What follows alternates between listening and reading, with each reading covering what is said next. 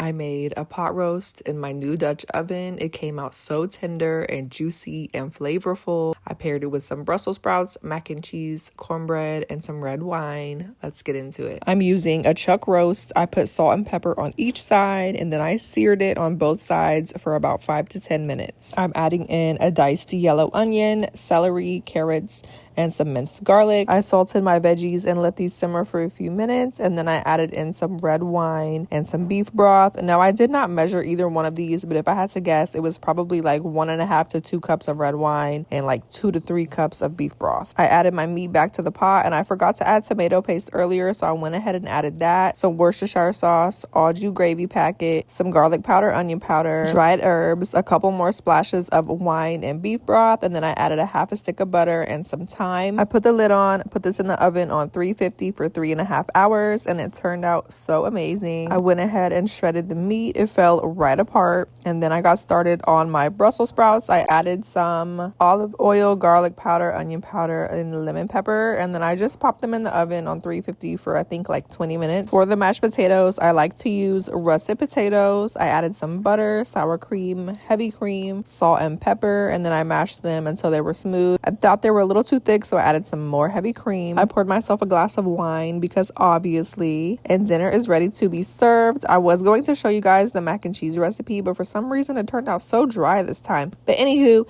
definitely give this recipe a try and let me know what you think.